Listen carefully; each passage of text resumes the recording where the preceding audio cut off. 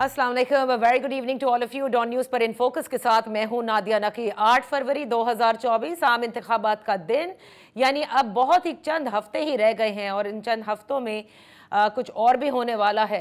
निगरां वज़ीर आज़म अनवारुल हक काकड़ की हिदायत के ऊपर एक काबीना की कमेटी तश्कील दी गई है, जिन्होंने 14 रोज़ में अपनी सिफारिशात भी पेश करनी है, जिम्मेदारियों का तयन भी करना है और ऐसे मज़ीद वाक़यात ना हो ये भी रोकने के लिए जो है वो अपनी सिफारिशात देनी है। मैं जिक्र कर रही हूँ उस काबीना की कमेटी का जो कि वज़ीर कानून की सरबराही में तश्कील दी गई है, जिन्होंने 9 मई के वाक़यात के ज़िम्मेदार, उनके मनसूबा साज, उनके सहूलतकार, इनका तयन करना है। ऐसे वाक़यात के पीछे और कौन लोग मुलव्वस थे, क्या सोच थी, ये तमाम तर मामलात जो है वो ये काबीना की कमेटी तश्कील देगी। अब जो कमेटी है इसमें जिन लोगों को शामिल किया गया है, इसमें वफाकी वज़ीर दाखिला होंगे, निगरां वज़ीर इत्तलात व नशरियात, निगरां वज़ीर इंसानी हुकूक शामिल होंगे और किसी भी मसले के हल के लिए ये भी कहा गया है कि अगर किसी और की इंडक्शन ज़रूरी हुई तो वो भी की जाएगी। एक मामला तो 9 मई का ये है और दूसरा मामला आपको याद होगा कि बानी तहरीक इंसाफ की जानिब से द इकोनॉमिस्ट के अंदर जो एक आर्टिकल शाया हुआ, उसके बाद निगरां वफाकी वज़ीर इत्तलात और नशरियात और पार्लिमानी उमूर की जानिब से ये कहा गया कि इकोनॉमिस्ट को वो उनके एडिटर से को बाकायदा तौर पर लिखेंगे कि किस तरह से एक शख्स जो कि प्रिजन में है और उनके मुताबिक कॉन्विक्ट है, वो ये आर्टिकल लिख सकता है। आज इसी हवाले से हमने दावत दी है, इन फोकस हैं निगरां वफाकी वज़ीर इत्तलात और नशरियात और पार्लिमानी उमूर मुर्तज़ा सोलंकी साहब। Thank you so much for joining us. पहले तो बात कर लेते हैं 9 मई के वाक़यात पर। ये यकायक जो कमेटी तश्कील दी गई है, जबकि 1 माह ही रह गया है इस निगरां सेटअप को, यानी कि जिसके बाद फिर ज़ाहिर है इलेक्शंस होने हैं और मुद्दत ख़त्म हो जाएगी। इसकी क्यों ज़रूरत महसूस हुई? क्योंकि अब 8 माह गुजर चुके हैं, लोगों को तकरीबन 1900 गिरफ्तारियां अमल में लाई थी, कई केसेस इस वक्त चल रहे हैं जो मिलिट्री कोर्ट्स हैं, कई जो हैं वो जेलों में बंद हैं, निकलते हैं एमपीओ हो जाते हैं। अब क्या ज़रूरत है इसकी? अगर 1 महीना हो या 1 दिन हो, इससे कोई फ़र्क नहीं पड़ता। जितना वक्त भी हमारे पास है, हमने अपनी ज़िम्मेदारी पूरी करनी है। वज़ीर आज़म ने ये मुनासिब समझा कि इनफरादी तौर पर 9 मई के हवाले से मुख्तलिफ़ तहकीकात चल रही हैं, सज़ाएँ हो रही हैं या मुकदमात चल रहे हैं, लेकिन वो इनफरादी तौर पर है। लेकिन एक मजमूई तौर पर इन वाक़यात के हवाले से एक तफ्तीश, तहकीक और मुस्तक़बिल के लाअमल के हवाले से एक कमेटी की ज़रूरत थी जिसने अपनी सिफारिशात मुरतब करनी है। मुझे नहीं मालूम कि जो ये सिफारिशात हैं इस पर अमल मौजूदा हुकूमत करेगी या अगली हुकूमत करेगी, लेकिन ये हमारी ज़िम्मेदारी है। हम बहुत सारे ऐसे काम कर रहे हैं और ऐसे काम शुरू कर रहे हैं जिनकी तकमील शायद हमारे लिए मुमकिन ना हो, लेकिन इस वजह से कि हमने उन्हें मुकम्मल नहीं करना या हम नहीं मुकम्मल कर सकेंगे तो हम शुरू ही ना करें, ये बिल्कुल मुनासिब नहीं है। लेकिन मुर्तज़ा सोलंकी साहब, इससे शायबा ये हो रहा है कि अब तक की जितनी तहकीकात हुई थी, जाहिर है उससे वो नताइज ना निकल सके या फिर गलत लोगों को अंदर किया हुआ है। मतलब मेरी समझ से इसलिए बाहर है ये बात कि एक 16 माह की हुकूमत, नून लीग का पूरा सियासी बयानिया तब्दील हो गया था 9 मई के बाद, उन्होंने इतनी गिरफ्तारियां अमल में लेकर आए हैं, फिर अब क्या जिम्मेदारों का तयन करना है या अभी भी बहुत सारे लोग बाकी हैं, आपको लगता है? देखें, मफरूज़े बनाना और अपने तौर पर नताज अख्ज़ करना हर शख्स का हक है, आप समेत। आप ये अपने तौर पर समझने में हक बजानिब हैं कि जो भी आपका ख्याल है, लेकिन आपके ख्याल से हमारा इत्तेफाक करना वो लाजमी नहीं है। ये हरगिज़ मैंने नहीं कहा और न हमारी हुकूमत ने कहा कि जो तहकीक हुई है अब तक वो गलत है। अगर आपने गौर से मेरी बात सुनी हो तो मैं दोबारा दोहरा देता हूँ कि इनफरादी तौर पर बहुत सारे मुकदमात चल रहे हैं। जैद, बकर, XYZ, मुख्तलिफ शहरों में क्या हुआ, किसने क्या किया, इसके बारे में तो कानून अपना रास्ता अपनाए हुए है, लेकिन एक मजमूई तस्वीर नहीं है हमारे पास कि ये सारा कुछ कैसे इसकी मनसूबा साजी की गई, इसका मकसद क्या था, और आगे बढ़कर अगर आप इस नोटिफिकेशन को गौर से पढ़ें तो उसके अंदर ये भी लिखा है कि मुस्तकबिल में इस तरह के वाक़यात को रोकने के लिए क्या करना चाहिए और किस सतह पर क्या सरगर्मी करनी चाहिए, और कानूनी फ्रेमवर्क के हवाले से भी क्या तब्दीलियां लानी चाहिए, इसके बारे में भी लिखा है। तो ये एक मजमूई एक तस्वीर कशी है इसके अंदर, और वो वज़ीर आज़म ने यह मुनासिब समझा कि इस तरह की कमेटी तश्कील दी जाए। अभी इस कमेटी का ऐलान सिर्फ कल हुआ है, अभी इसकी पहला इजलास भी नहीं हुआ, और इसके कन्वीनर जो हैं वो वज़ीर कानून हैं। जब हम मिलेंगे तो उसके बाद से ये 2 हफ्ते का जो टाइम है ये शुरू होगा, और उसके बाद ही हम आपको बता सकेंगे कि हमने अब तक क्या किया है। अच्छा, देखिए, मैं आपकी बात समझ रही हूँ कि मजमूई तौर पर ये मतलब किस तरह से हुआ, मंसूबाबंदी, प्लानिंग, लेकिन sir with all due respect, जिन लोगों को पकड़ा गया है उनसे तहकीकात तो हुई ना, बार बार जो है उनके रिमांड्स लिए जाते हैं, तो फिर उनसे पूछा जाता है भाई, आखिर जाहिर है ये तो तफ्तीश का हिस्सा होगा कि किसने आपको उकसाया, कैसे आप आए, किसने मंसूबाबंदी की, या तो फिर हमें यही समझ में आएगा कि अब तक ये चीज़ सामने नहीं आ सकी कि कौन था इसके पीछे। सेकंड चीज़ ये है कि जो आपने कानूनी फ्रेमवर्क का जिक्र किया, बिल्कुल कानूनी फ्रेमवर्क बनना चाहिए कि कभी माजी में, मतलब मुस्तकबिल में ऐसे कोई वाक़यात ना हो। बट आप नहीं समझते ये काम भी इलेक्टेड गवर्नमेंट के लिए छोड़ देना कि आइंदा ऐसा कुछ ना हो? व्हाई द निगरान सेटअप? मैं फिर अपनी बात दोहराऊंगा। नहीं दोहराए ना, अब नया जवाब दे मुझे। जी, मैं जवाब देने की ही कोशिश कर रहा हूं, अगर आप मेरा मौक़िफ़ सुनना पसंद करें। अगर 50 फाइलें हैं आपके पास, 50 तरह की मालूमात आपके पास है, मुख्तलिफ शहरों की, मुख्तलिफ लोगों की, मुख्तलिफ वाक़यात की, उनको कोलेट करना, उनको जमा करना, उससे एक मजमूई तस्वीर बनाना, ये भी एक काम है। उससे एक नतीजा अखज़ करना।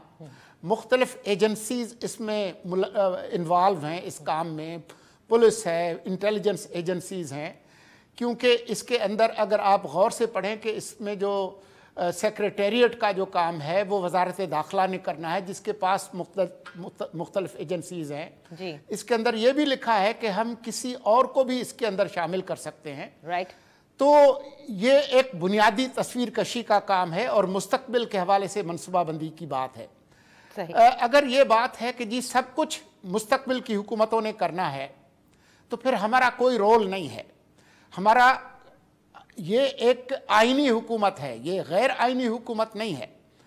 हमने बहुत सारे काम किए हैं, और क्योंकि ये लॉ इन्फोर्समेंट और फ्यूचर के हवाले से एक बात है, तो जो कुछ हम कर सकेंगे हम करेंगे, और जो कुछ हम नहीं कर सकेंगे वो एक हैंडओवर नोट हम मुस्तकबिल की हुकूमत को देकर जाएंगे, जो वो मुनासिब समझेंगे वो करेंगे। सर, रोल का आपने जिक्र किया निगरान सेटअप के, फिर बात कहीं और चली जाएगी और मैं टॉपिक से हट जाऊंगी। मैंने आपका पॉइंट ऑफ व्यू ले लिया।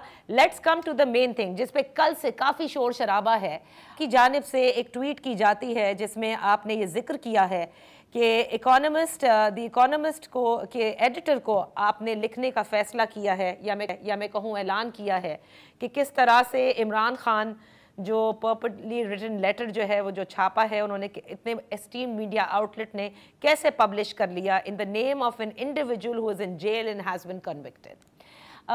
इसके ऊपर जाहिर है कि आपकी नज़र से गुजरी होगी जिस किस्म के जवाब आए।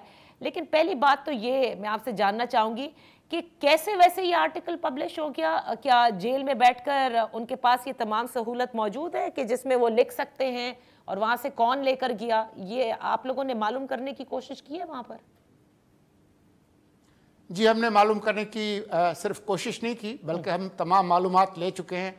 हमारी मालूमात के मुताबिक न बाहर से किसी ने इस तरह का कोई ख़त, कोई चिट्ठी, कोई आर्टिकल गया है, न अंदर से कोई चीज़ बाहर आई है।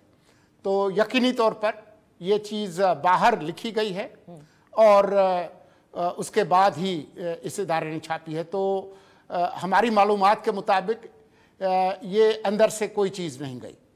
ओ, तो ये मतलब इमरान खान का नाम यूज किया गया है, या आप कहते हैं बाहर से उन्हीं की तहरीक इंसाफ में से किसी ने जो है वो उनके नाम से छाप दिया है? तो फिर तो कोई मसला ही नहीं होना चाहिए ना। क्यों मसला नहीं होना चाहिए? क्योंकि इस आर्टिकल के साथ जिस शदोमद के साथ पीटीआई खड़ी है, तो ये उसकी मिल्कियत लेते हैं, और खुद उस इदारे ने जिसने छापा है उसने ये ऐलान करके छापा है। उन्होंने ये तो नहीं कहा कि ये एक गोस्ट आर्टिकल है, जो कि हमारे ख्याल में है गोस्ट आर्टिकल, क्योंकि उन्होंने तहरीर नहीं किया। तो ये सवाल जो है वो अपने तौर पर बिल्कुल बनता है कि जब एक शख्स ने अंदर से कोई चीज़ तहरीर नहीं की, तो क्या तख़ीलाती मजमून भी छापे जाएंगे और गोस्ट आर्टिकल्स छापे जाएंगे? ये सवाल बिल्कुल बनता है। अच्छा, तो मेरी गुजारिश सुने। कई आपके भी नज़र से गुजरा होगा, कई सियासतदान जेलों में बैठ करके किताबें लिखते हैं, वो अपने लॉयर्स को भी देते हैं, उनके नाम से छपती भी हैं, बाकायदा खतूत लिखे जाते हैं। ये सब की इजाज़त है। आपने कहा कॉन्विक्ट हैं वो, उनकी सज़ा तो फिलहाल मुअत्तल हुई हुई है ना। देखिए, सज़ा मुअत्तल होना और सज़ा ख़त्म होना ये दो अलग बातें हैं, और जो सज़ा है वो किस तरह की है वो भी आपके इल्म में है। वो आज़ाद नहीं है, और ये कोई एक केस नहीं है तोशाखाना वाला जिसकी सज़ा मुअत्तल है, ख़त्म नहीं हुई। कानून की रूह से वो अभी भी एक सज़ा याफ्ता शख्स हैं। मुअत्तली और ख़ात्मा दो अलग चीज़ें हैं। और जो दूसरी बात है वो ये है कि किताब लिखना वो और चीज़ है, और एक प्रोपेगेंडा का एक आर्टिकल किसी के नाम से छपना, जो कि हमारे ख्याल में गया ही नहीं है। अगर जेल से कोई किताब लिखी गई होती तो वो उनकी किताब होती, उस पर कोई बंदा तबसरा कर सकता था, लेकिन ये एक गोस्ट आर्टिकल है हमारे ख्याल में। अच्छा। और जो चार्जेस हैं उन पे वो सियासी चार्जेस नहीं हैं, वो सियासी और ज़मीर के कैदी वाली बात नहीं है, ये नेल्सन मंडेला वाली बात नहीं है। सोलंकी साहब, आपको याद होगा आपकी ट्वीट आपकी नज़र से गुजरी होगी, जो स्क्रीन पर भी हमने चलाई है, एक मरतबा फिर दिखा देते हैं, 2019 जुलाई में, जिसमें आपने कहा convicted person doesn't lose all fundamental rights. If a public interest is served by interviewing a convict, there is nothing wrong in doing. In a country like ours, where a prime minister is wrongly killed through a judicial murder, even conviction becomes meaningless. और आपको याद है कि Z Bhutto जो हैं वो ख़त भी लिखते थे, देते। आपकी सारी बातें जो हैं वो खुद ही जवाब दे रही हैं, और मैं तो हैरान हूँ कि आप इकोनॉमिस्ट को क्या मतलब आप लिखेंगे, उनसे कहेंगे कि आपने गलत किया। ये पाकिस्तानी मीडिया थोड़ी है जिसको कंट्रोल किया जा सके। देखिए, आपने बहुत सारे सवालात किए हैं, लेकिन मुझे खुशी है कि आपने ये मेरा ट्वीट दिखाया जब मैं एक आज़ाद पंछी था। आप कह रहे हैं सोलंकी साहब? नहीं, अगर आपने मेरा मौक़िफ़ नहीं सुनना तो फिर इस गुफ्तगू का कोई फ़ायदा नहीं। नहीं, हम सुन रहे हैं, प्लीज़। मैं इस ट्वीट के साथ खड़ा हूँ। ओके। और आपको पता है कि ये ट्वीट जो है वो किस पस मंज़र में की गई थी। आसिफ अली जरदारी, जो कि साबिक सदर हैं, जो कि कन्विक्टेड नहीं थे, उनका इंटरव्यू किया था हामिद मीर ने, जिसको उस वक्त दबा दिया गया और चलने नहीं दिया गया। ये उस पस मंज़र में है, और ये बात एक हकीकत है कि वो एक इंटरव्यू था।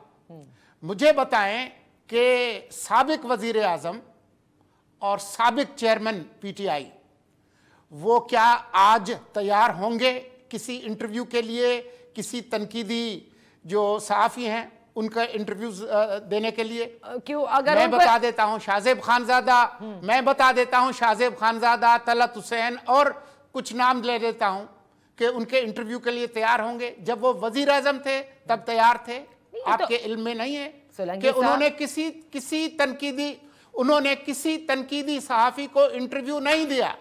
अच्छा, अपने पूरे 4 साल के दौर में। ठीक है सोलंकी, ये आपके इल्म में है। और नहीं, मेरी बात सुन लीजिए। मैं बिल्कुल सुन रही हूं, लेकिन नादिया ऐसे नहीं होगा। हर पॉलिटिकल नादिया ऐसे नहीं होगा कि आप मुझे ऐसे नहीं होगा नादिया कि आप मुझे नहीं। नादिया ऐसे अगर देखें, अगर आपने मेरी बात नहीं सुननी तो वो और बात है। मजमून और इंटरव्यू में फर्क को समझें। मैं एक कन्विक्टेड मर्डरर का इंटरव्यू करने के लिए तैयार हूं अगर वो पब्लिक इंटरेस्ट में हो, क्योंकि वो मोनोलॉग नहीं होगा, उसमें सख्त सवाल किए जाएंगे। ये एक प्रोपेगेंडा का पीस है, इसमें कोई सवाल नहीं किए गए उनके साथ, और न उन्होंने हुकूमत पाकिस्तान का उन बोगस चार्जेस के हवाले से कोई मौक़िफ़ लेने की जहमत गवारा की। अच्छा, तो इसलिए आप इंटरव्यू का दिफा करना और एक प्रोपेगेंडा का जो पीस है उसके अंदर जो फ़र्क है उसको आप बिल्कुल समझने की कोशिश करें। अगर जो साबिक चेयरमैन पीटीआई हैं, अगर वो इंटरव्यू न उन्होंने अपने दौर में दिए, अच्छा, जब वो वजीर आजम थे, हाँ। वो बरतरफ होने के बाद दिए, और न वो आज तैयार हैं। अच्छा, ये तो न वो आज तैयार होंगे। अच्छा सोलंकी साहब, ये तो आप भी जानते हैं कि चाहे नवाज शरीफ हो, मरियम नवाज साहिबा हो, for that matter Imran Khan हो, या बिलावल भुट्टो जरदारी, आसिफ जरदारी हो, सब अपने मनपसंद सहाफ़ियों को ही इंटरव्यू देते हैं। इसमें तो मतलब आप पाकिस्तान की पॉलिटिकल लैंडस्केप को अच्छी तरह समझते हैं। अब आ जाते हैं इस गोस्ट आर्टिकल के हवाले से। अगर आप ये समझते हैं कि ये गोस्ट आर्टिकल है, तो एज गवर्नमेंट ऑफ पाकिस्तान आप सिर्फ खत लिख रहे हैं या किसी किस्म का कोई सूट भी फाइल करेंगे? देखें, अभी तक हमने फैसला किया है कि हम उनको लिखेंगे तफसील के साथ। उसके बाद हम क्या करेंगे वो हम बाद में बताएंगे। लेकिन आप ये कहते हैं कि गोस्ट आर्टिकल है, ये मतलब यू कैन प्रूव इट। हम इस तरह से इसको साबित कर सकते हैं कि न जेल के अंदर से कोई चीज़ गई है, न जेल के अंदर कोई चीज़ आई है। सही। वैसे सिर्फ आखिरी सवाल मैं पूछना चाहूँगी कि उनको लिखने की इजाज़त है? इमरान खान को पेन पेपर इस्तेमाल करके लिख करके कुछ भी देने की इजाज़त नहीं है क्या? मेरे ख्याल में जेल के अंदर कागज़ कलम की इजाज़त है, लेकिन वो जो कुछ भी लिखते हैं वो किसी को दे नहीं सकते। मैं अभी इसके बारे में कुछ कह नहीं सकता, लेकिन मैं आपको ये बताऊं कि जो प्रोपेगेंडा का पीस छपा है इकोनॉमिस्ट में, वो अंदर से नहीं गया। ओके, बहुत बहुत शुक्रिया मुर्तज़ा सोलंकी साहब फॉर बीइंग इन फोकस। यहाँ पर एक छोटी सी ब्रेक लेते हैं। ब्रेक के बाद जब हाजिर होंगे मौलाना अताउर रहमान से बात करेंगे, पूछेंगे उनकी जमात बार बार ये कहती है कि सर्दियाँ बहुत हैं, अभी इलेक्शन नहीं होने चाहिए, सिक्योरिटी के मामलात पर भी वो खाइफ भी नजर आते हैं और उस पर भी तहफ़्फ़ुज़ात का इजहार कर रहे हैं। Welcome back. मौलाना अताउर रहमान साहब सेनेटर हैं, जमीयत उलमाए इस्लाम फजलुर रहमान ग्रुप, खैबर पख्तूनख्वा के अमीर इस वक्त हमारे साथ हैं। Thank you so much for joining us. मौलाना साहब ये फरमाइएगा, कल जो ये सेनेट के अंदर करारदाद पेश हुई इलेक्शन के इल्तिवा के हवाले से, आप लोग भी इसकी सपोर्ट करते हैं? हाँ, बिस्मिल्लाहिर्रहमानिर्रहीम, बहुत शुक्रिया। जहाँ तक करारदाद की बात है, हम सपोर्ट करें या न करें, लेकिन वो पास हो गई है। दूसरी बात यह है कि हम ये चाहते हैं कि इलेक्शन के लिए जो माहौल होना चाहिए वो अभी तक नहीं है। हमारे ज़िला डेरा इस्माइल ख़ान में गुज़श्ता हफ्ते, उससे पेवस्ता हफ्ते जो कुछ हुआ है, एक स्कूल में जहां हमारे फ़ौजी जवान थे, उनको बम से उड़ा दिया गया। कोई 35-40 लोग काम आए हैं उसमें। इसी तरह टांक में वाक़यात हुए हैं पिछले हफ्ते, जिसमें पुलिस के जवान जो हैं और कुछ उनके मद्दे मुकाबिल जो थे उनको भी मारा गया है। इसी तरह आए रोज़ उस दिन मौलाना साहब की गाड़ियों पर फायरिंग हुई है। गो के मौलाना साहब नहीं थे उसमें, लेकिन उनकी गाड़ियों पर फायरिंग हुई है और उसमें गाड़ी में 1-2 गोलियां भी लगी हैं। लेकिन ऐसी सूरत हाल में हम वोटर को निकालने में कामयाब नहीं हो सकेंगे। अच्छा, यानी सिक्योरिटी की खदशात का आप जिक्र कर रहे हैं कि वोटर्स निकाल नहीं सकते। आपने कहा करारदाद तो चले मंजूर हो गई, लेकिन उनका भी तो लगभग यही था ना, वो भी यही कह रहे थे कि सर्दी है, और दूसरा उन्होंने सिक्योरिटी के खदशात का किया। लेकिन मौलाना साहब मुझे ये बताइएगा, सिक्योरिटी के खदशात तो इससे कहीं ज्यादा रहे हैं और इससे कहीं ज्यादा हालात खराब रहे हैं और उनमें इलेक्शंस हुए हैं, तो फिर मतलब किस बात का इंतजार किया जाए, जबकि मौलाना फजल रहमान तो बार बार ये डिमांड करते थे इमरान खान की हुकूमत में कि फौरी इलेक्शन कराए जाए और उसके बाद भी करते रहे हैं वो। उस वक्त के इलेक्शन को ही हम नहीं समझ रहे थे कि सही हुए हैं, लेकिन बअम्र मजबूरी हमें उनको बर्दाश्त करना पड़ा है। और अब भी हम ये चाहते हैं कि इलेक्शन होने चाहिए। हम इलेक्शन की मुखालफत नहीं करते, लेकिन इलेक्शन के लिए जो माहौल होना चाहिए, इस वक्त टांग डिस्ट्रिक्ट में, डीए खान डिस्ट्रिक्ट में आपको मूवमेंट के लिए सिक्योरिटी गार्ड्स के अलावा वो माहौल चाहिए कि वहाँ पब्लिक तो आ सके ना, पब्लिक आपकी बात तो सुन सके, फिर आपके मुतालिक कोई फ़ैसला कर सके। अब तो माहौल ऐसा है कि वहाँ असर के बाद कोई बंदा मिलने को तैयार नहीं है, कोई ट्रैवलिंग नहीं है, वहाँ सारे रास्ते बंद हो जाते हैं, खाली हो जाते हैं। तो ऐसी सूरत हाल में किस तरह हम वोटर तक पहुँचेंगे, किस तरह उनको कायल करेंगे कि हम ही वोट के हकदार हैं, या कोई भी मुखालिफ है तो वो किस तरह किसी को समझा पाएगा कि हम आपके वोट के हकदार हैं।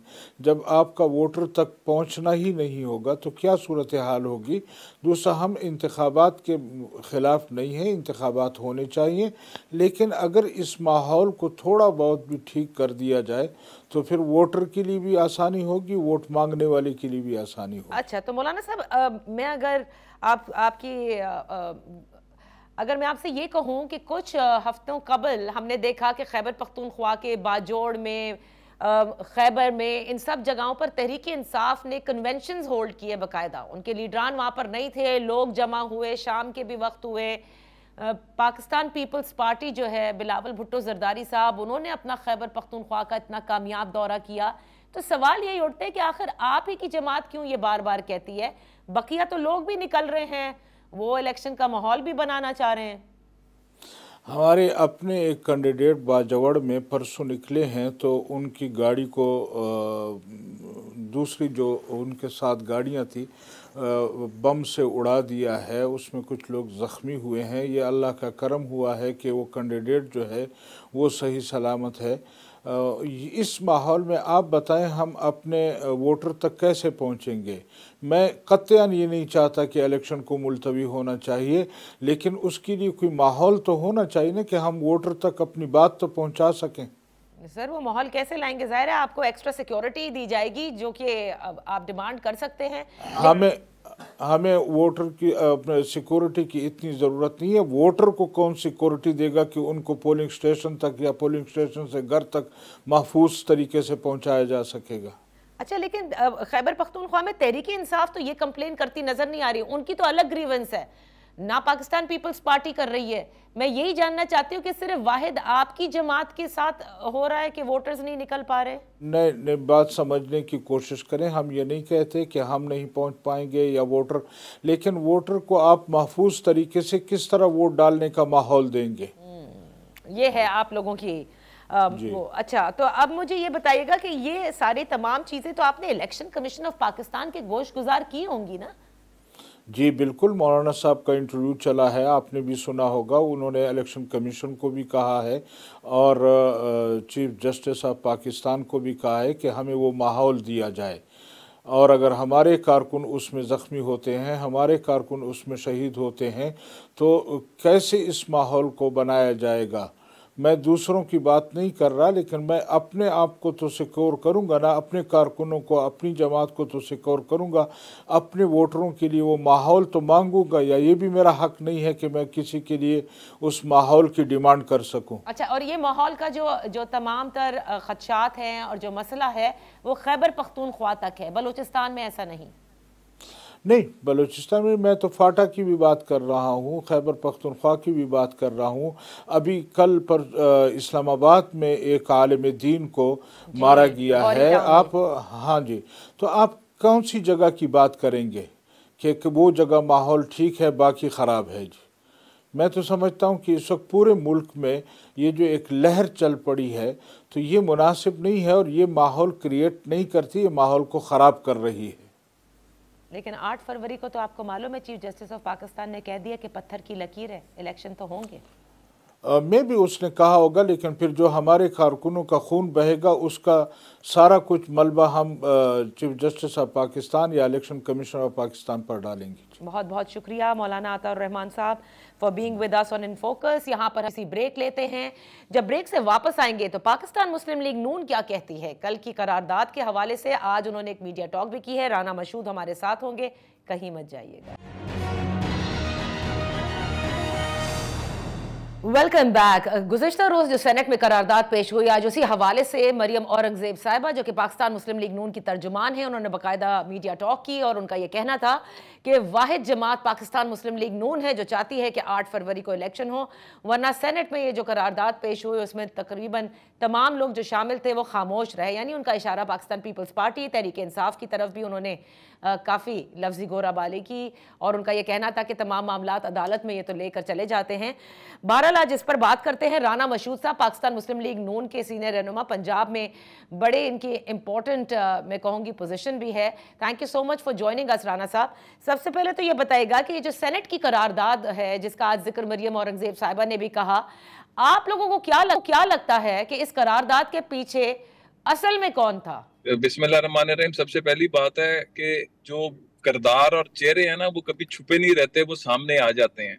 इस वक्त सूरत हाल ये है कि 8 फरवरी की date election commission of Pakistan दे चुकी हुई है। हमारा पहले दिन से मौकफ ये था कि डेट देने का इख्तियार जो है वो इलेक्शन कमीशन के पास है। इलेक्शन कमीशन ने जब डेट दे दी तो उसके बाद जब अगर कोई इसके अंदर रखड़े डालने की कोशिश करेगा तो मुस्लिम लीग नवाज ज़हन में रखिएगा वो जमात है कि जिस दिन प्राइम मिनिस्टर का टाइम खत्म हो रहा था उससे पहले 2 दिन पहले शहबाज शरीफ साहब ओहदा छोड़कर आगे थे। हम लोग जो है रूल ऑफ लॉ पर बिलीव करने वाले लोग हैं, हम कॉन्स्टिट्यूशन सुप्रीमेसी ऑफ कॉन्स्टिट्यूशन पर बिलीव करने वाले लोग हैं और पाकिस्तान के आज तमाम मसाइल का हल इसमें है कि इलेक्शन की जो डेट इलेक्शन कमीशन दे चुका है उस पर हो, क्योंकि इस पर ना सिर्फ पॉलिटिकल स्टेबिलिटी आनी है बल्कि वो प्लेजेस जो दुनिया ने की हुई है पाकिस्तान में इन्वेस्टमेंट में, तो ये इलेक्शन टाइम पर होना, इलेक्शन का जो है शफाफ होना, इलेक्शन के अंदर तमाम स्टेक होल्डर्स का होना इंतहाई अहम है और मुस्लिम लीग नून जो है इसके ऊपर खड़ी है।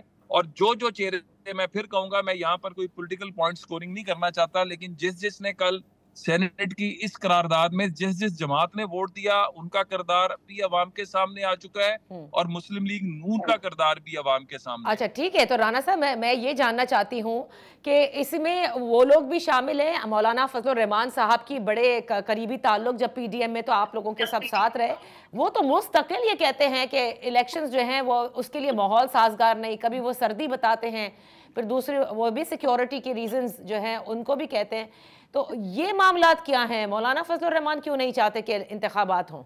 वो क्यों रखना डालना चाहते हैं? मौलाना साहब का हर एक जमात का, हर लीडर का एक अपना पॉइंट ऑफ व्यू होता है, लेकिन उसके ऊपर जो ओवरऑल एक जो डेट आ चुकी है उससे तो पीछे अब हटा नहीं जा सकता। लेकिन मौलाना साहब का जो ये कहना है ना वो केपीके के हालात की बुनियाद पर कह रहे हैं कि इस वक्त जो सर्दी की शदीद वेव आई हुई है, वो कहते हैं कि वहां पर बर्फबारी भी है और वहां पर जो है दहशतगर्दी भी है, लेकिन माजी के अंदर भी, बर्फबारी के अंदर भी, दहशतगर्दी के अंदर भी इन इलाकों में इलेक्शन हो चुके हुए हैं। तो इलेक्शंस के ऊपर अगर सिर्फ ये वाली बुनियाद बनाई जाए, उनका एक पॉइंट ऑफ व्यू है, वो हम सुन भी रहे हैं, हमारे इत्तेहादी भी हैं, हमारे लिए मोहतरम भी हैं, लेकिन जो डेट आ चुकी है उससे अब पीछे नहीं हटा जा सकता। सही। यानी अच्छा, अब आप मुझे ये बताइएगा कि 9 मई के हवाले से आपकी भी नज़र से गुजरा होगा कि मौजूदा निगरान सेटअप ने अनवारुल हक काकड़ साहब जो कि निगरान वजीर आज़म हैं, उन्होंने काबीना की कमेटी तश्कील दे दी है कि 9 मई के जो वाक़यात हुए उसके मुहर्रकात और मनसूबा साज, सहूलतकार, इनका जो है वो तयन भी किया जाए ताकि मुस्तकबिल में ये तमाम तर जो मामलात हैं इस किस्म के वाक़यात कभी ना रूनुमा। तो 16 माह की जो हुकूमत थी उसमें शहबाज शरीफ साहब ने तो बड़े उसने कहा था कि हम किसी एक को भी नहीं छोड़ेंगे, तो क्या वो परफॉर्मेंस उस वक्त पूरी नहीं कर सके 9 मई के हवाले से जो अब निगरान सेटअप कर रहा है? देखें, ये 2 चीजें ज़हन में रखिएगा। शहबाज साहब के सामने चैलेंजेस बहुत बड़े थे। वो जो लैंड माइंस जो पीटीआई की हुकूमत बिछा गई थी कि खुद मुआहदा किया, IMF से सख्त तरीन बुनियादों पर किया और खुद ही फिर उस मुआहदे से भागना शुरू कर दिया। इनके जो फाइनेंस मिनिस्टर फेडरल थे, उनकी जो सब ने दुनिया ने सुनी जो वो अपने फिनांस मिनिस्टर्स केपी के और पंजाब को जो हिदायत दे रहे थे। फिर रिसेंटली जो इमरान खान ने जो लेटर लिखा है, तो मैं समझता हूं कि इनका तो पाकिस्तान दुश्मनी खुलकर सामने आ चुकी हुई है। तो शहबाज साहब के सामने जो सबसे बड़ा इशू था ना, वो पाकिस्तान की सलामती था। पाकिस्तान को IMF की डील अगर ना होती तो वो जो पाकिस्तान को दिवालिया करने की साजिशें हो रही थी, उन साजिशों को नाकाम बनाना था और सबसे बढ़कर पॉलिटिकल स्टेबिलिटी को लेकर आना था। ठीक है, ये तमाम चैलेंजेस थे शहबाज शरीफ साहब के पास, लेकिन राना साहब, शहबाज शरीफ साहब टाइम एंड अगेन 9 मई के बाद तो आप लोगों की पूरी सियासत चेंज हो गई थी। आप लोग तो ये कहते थे कि तारीख में ऐसे वाकयात कभी नहीं हुए, कैफर किरदार को तक पहुंचाएंगे, एक एक शख्स को जो है जो इसमें मुलव्विस था हम नहीं छोड़ेंगे, शहबाज शरीफ साहब कहते थे। और इसी उसमें तकरीबन 1900 गिरफ्तारियां अमल में लाई गई थी और अभी भी केसेस बहुत सारे चल रहे हैं। तो मैं सिर्फ ये जानना चाहती हूँ, क्या वो उसमें 100% परफॉर्म नहीं कर पाए, कि अभी कुछ लोग बाकी हैं जिनको ये काबीना की जो कमेटी तश्कील की गई है वो ढूंढेगी?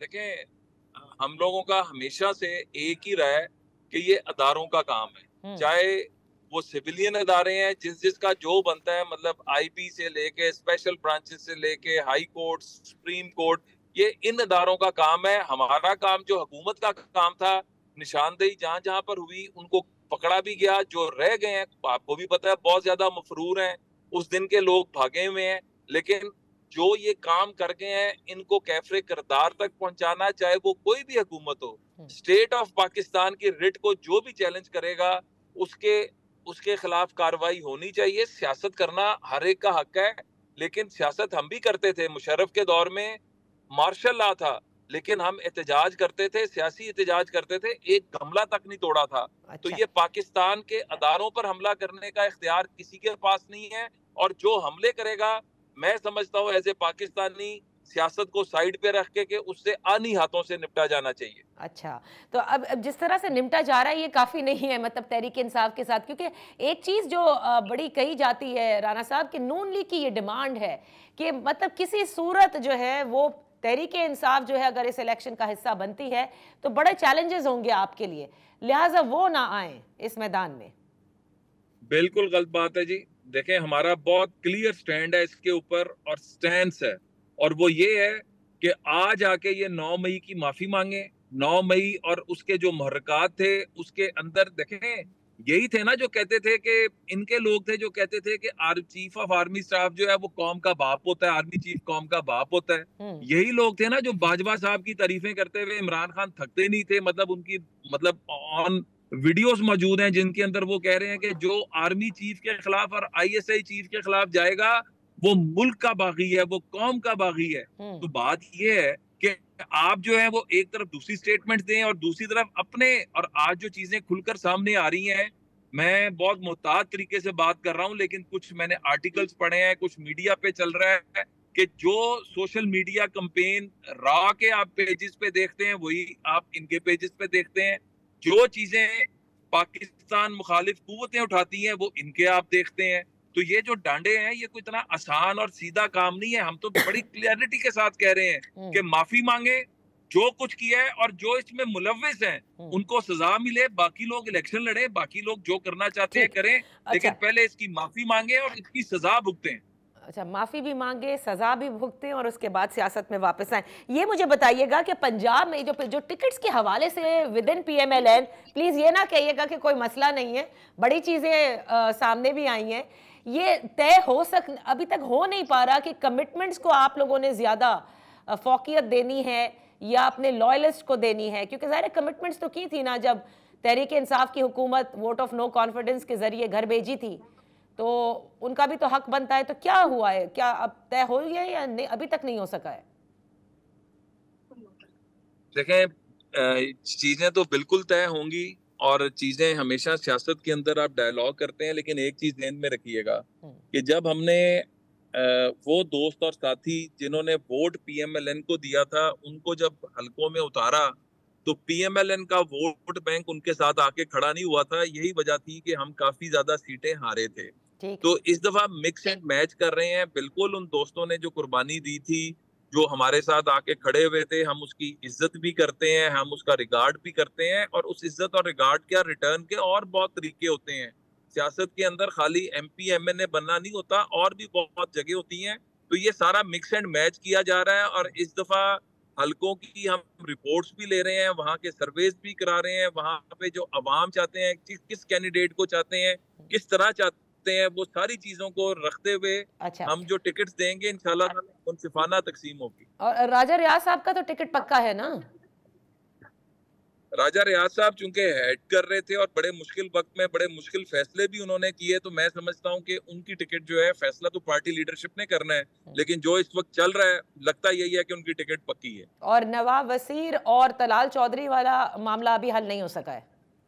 नहीं, वो इसलिए हल नहीं हो सका कि तलाल चौधरी हमारा लॉयलिस्ट है, मतलब बहुत मुश्किल और बड़े उसने सख्त हालात देखे हैं। नवाब शेर वसीर साहब जो हैं वो भी हमारे साथ खड़े हुए, बुरे वक्त में आके खड़े हुए, तो इसलिए पार्टी इस वक्त एक मतलब है प्रॉब्लम जिसमें को फेस कर रही है, लेकिन इंशाल्लाह ताला सबकी मुशावरत से अच्छा फैसला होगा। बहुत बहुत शुक्रिया राना मशहूद साहब for being with us on in focus. यहाँ पर ब्रेक लेते हैं, ब्रेक के बाद जब वापस हाजिर होंगे तो अपनी गुफ्तगू जारी रखेंगे। जरा देखते हैं शौकत बसरा साहब अब क्या बताते हैं तहरीक इंसाफ के हवाले से। Welcome back. तहरीक इंसाफ के कई कागजात जो मुस्तरद हुए थे अब वो एपेलेट ट्रिब्यूनल्स के अंदर जाकर मंजूर भी हो रहे हैं, तो उनके लिए किसी रिलीफ जो है वो फिलहाल नजर आ रहा है। पाकिस्तान तहरीक इंसाफ से शौकत बसरा साहब हमारे साथ हैं। Thank you so much for joining us. Basra साहब, जिस तरह शहबाज शरीफ भी कहते थे कि ये 9 मई जो है वो कलंक का टीका है, ये तो लग रहा है, क्योंकि देखिए जाते जाते भी निगरान जो हुकूमत है उन्होंने एक कमेटी भी तश्कील दे दी है कि 9 मई के वाकयात के पीछे असल मनसूबा साज सहूलतकार मुहर्रिकात क्या थे। इन्होंने 14 रोज के अंदर इस पे तमाम तर सिफारिशात भी मुरतब करनी है, तो ये 9 मई नहीं भूलता। ये सबसे बड़ी गलती हो गई है तहरीक इंसाफ से। नादिया, 9 मई को जो लोग मुलव्वस थे वो बताया गया 102 हैं, और कि उनके खिलाफ अगर आपके पास एविडेंस मौजूद है, सबूत मौजूद हैं, तो कौन नहीं कह रहा कि उनके खिलाफ कार्रवाई ना की जाए, नंबर 1। और दूसरी ये बताइए कि इमरान खान समेत कौन सा पाकिस्तानी है जिसने 9 मई की मजम्मत नहीं की? खुद शौकत बसरा ने भी मजम्मत की और सब दोस्तों ने की। तो फिर ये कमेटी क्यों तश्कील हो रही है? ये कमेटी क्यों तश्कील हो रही है? मैं गुजारिश करता हूं, अब ये सारे हरबे आप देख लें कि 1.5 साल हो गया है, और खास तौर पर 9 मई के बाद जिस तरह तोड़ा गया PTI को, तमाम लोगों को अलग करवाया गया, उनकी प्रेस कॉन्फ्रेंस कराई गई, जब वहां से बात नहीं बनी, उसके बाद आप देख लें जब ये इलेक्शन शेड्यूल अनाउंस हो गया, शौकत बसरा खुद आपके सामने मौजूद है। ये नहीं कि मैं किसी और की बात कोट करता हूं। जब नॉमिनेशन पेपर लोग हमारे फाइल करने गए, उनको वहां से अगवा कर लिया गया। थाने में बहावल नगर मेरा हल्का है, NA-163 अरुणाबाद कोटाबाज, उनको वहां पर थाने में बंद कर दिया गया। फिर हमने हाई कोर्ट में रिट फाइल की, नॉमिनेशन पेपर दायर हुए हमारे। जब स्क्रूटनी के अमल पे एक बाकायदा प्लान के ताबे सबके कागजात खारिज कर दिए जो हम PTI के लोग थे। मैं आपको बहावल नगर की बात बता देता हूँ, ठीक है, मेरे और मेरी अहलिया रिजवाना बसरा के भी खारिज कर दिए। अब आपको मैंने ब्रेकिंग न्यूज देनी है जो अभी थोड़ी देर पहले हुई है। नादिया, ये हुआ कि हमने एपलेट कोर्ट जो ट्राइब्यूनल बना है बहावलपुर में, जस्टिस सुल्तान तनवीर साहब हैं जो ट्राइब्यूनल के जज हैं, ठीक है, उन्होंने कल समाअत की मेरी और मेरी मिसेस रिजवाना बसरा की अपीलों की। अल्लाह ताला को हाजिर नाजर जानकर कह रहा हूं, अगर झूठ बोलूं तो मुझ पर अल्लाह ताला का कहर नाजिल हो। कल 11 से 12 बजे के दरमियान कमरा अदालत खचाखच भरा हुआ था। जस्टिस सुल्तान तनवीर साहब ने समाअत की और मेरी अहलिया की अपीलें मंजूर कर ली, और साथ ही अल्फाज अदा किए कि जाएं आप जाकर इलेक्शन लड़ें। उसके बाद, और उसमें 100-150 वकला मौजूद थे कमरा अदालत के अंदर, ठीक है। आज जब, और वो खबर जो थी तमाम नेशनल मीडिया पे, जिस तरह बाकी हमारे दोस्तों की एक्सेप्ट हुई, वो खबर चली। आज जब हम ऑर्डर की नकल लेने गए हैं, मेरे फैमिली के लोग और मेरे जो दोस्त अहबाब थे और वकला, तो ये कहा गया जस्टिस सुल्तान तनवीर साहब की तरफ से कि वो तो आपकी अपीलें खारिज हो गई हैं, जो कल ओपन कोर्ट में मंजूर हो गई थी और ओपन कोर्ट में फैसला सुना दिया गया था। अब नादिया, यानी कि आप और आपकी अहलिया इलेक्शन में अब हिस्सा नहीं ले सकते, मुस्तरद कर दिया है उन्होंने। बात पूरी तरह कर लेने दीजिएगा।